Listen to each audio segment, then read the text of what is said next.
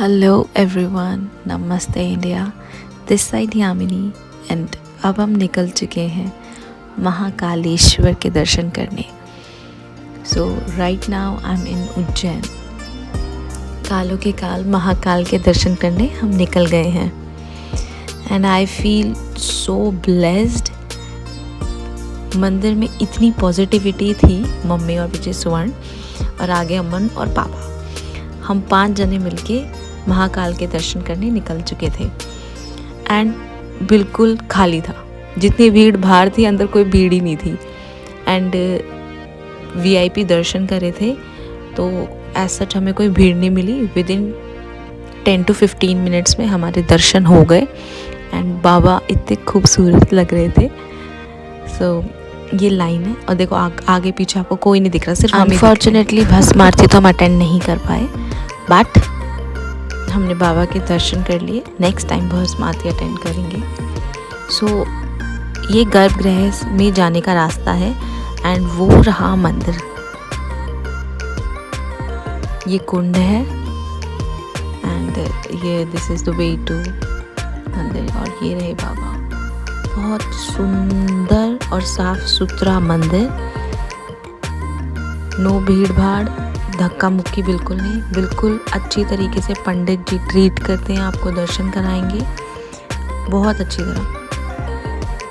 अब वहाँ से दर्शन करके बाबा की ब्लेसिंग्स लेके हम निकल गए थे बाहर हर सिद्धि माता के दर्शन करने। उज्जैन में शिप्रा नदी के तट पर भैरव पर्वत पर माँ सती के ये अंश गिरा था। कोहनी, माता की कोहनी गिरी थी, तो इसको शक्ति पीठ भी बोला जाता है। ये मंदिर बाहर से पूरा ऑरेंज एंड रेडिश था और अंदर से माता रानी इतनी सुंदर थी। और यहाँ पे ये दीप ज्वलन करने का कुछ था और रात के टाइम बहुत सुंदर लगता है। पूरे में दीप ही दीप जलते हैं। सो अब यहाँ से दर्शन करने के बाद हम निकल गए हैं भैरव बाबा के दर्शन करने। एंड माय गॉड, भैरव बाबा के मंदिर में घुसने के लिए ही हमें कम से कम 2 किलोमीटर लाइन में लगना पड़ा। और लाइन आप देख ही सकते हैं कि ये लाइन नहीं है, ये भीड़ है। लोग उमड़ गए हैं दर्शन करने, बाबा के दर्शन। एंड बाबा के दर्शन करने के बाद हम थक हार के बैठ चुके थे क्योंकि बहुत भीड़ थी, बट स्टिल हमने दर्शन किए। एंड यहाँ पे भी सेम वही हर सिद्धि माता मंदिर जैसा दीप जलन का खम्भ था। जैसे काशी के कोतवाल काल भैरव है, ऐसे उज्जैन बाबा के महाकालेश्वर के कोतवाल भी काल भैरव है। Now we are at Mangalnath mandir. Mangalnath की आरती देखने का, शाम की आरती देखने का सौभाग्य को प्राप्त हुआ।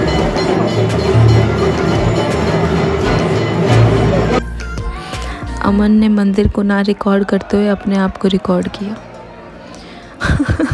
अब मैं उसकी रिकॉर्डिंग वेस्ट थोड़ी ना जाने दूंगी। इसकी खुशी। आरती के कुछ मोमेंट्स। कहा गया है मंगल ग्रह की उत्पत्ति यहीं से हुई है। So this is the origin of मंगल ग्रह and महादेव।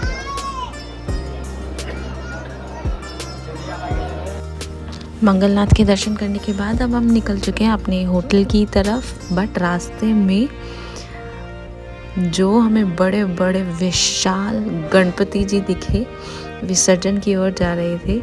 एंड हम दिल्ली में तो कहाँ ही ऐसा दिखता है, बट यहाँ पे हर कोने पे बड़े बड़े गणपति जी विराजमान थे एंड वो इतने सुंदर लग रहे थे।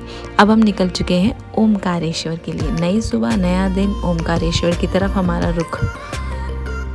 ये कितने खुश लग रहे हैं पीछे बैठ के। ओमकारेश्वर ज्योतिर्लिंग भी 12 ज्योतिर्लिंग में से एक है। ओमकारेश्वर ज्योतिर्लिंग परिसर एक 5 मंजिला इमारत है जिसकी प्रथम मंजिल पर भगवान महाकालेश्वर का मंदिर है, तीसरी मंजिल पर सिद्धनाथ महादेव का मंदिर है, चौथी मंजिल पर गुप्तेश्वर महादेव है और 5वीं मंजिल पर राजेश्वर महादेव का मंदिर है। और ये नर्मदा नदी बहुत बहुत ही विशाल है, बहुत ही विशाल है। बोट से हमें यहाँ से वहाँ जाना होता है और जो फेयर होता है बोट का वो होता है 100 रुपीज़ पर बंदा। सो बोट के थ्रू हम यहाँ से वहाँ जा रहे हैं। बहुत अलग ही एक्सपीरियंस है यहाँ पे। नर्मदा नदी का कण कण शिव है। किधर क्या पहले हाँ? क्या हो रहा है? अच्छा अमन अमन को देख।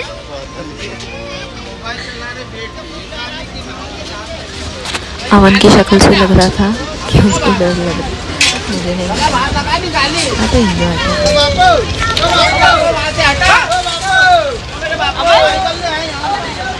डर लग रहा है तेरे को?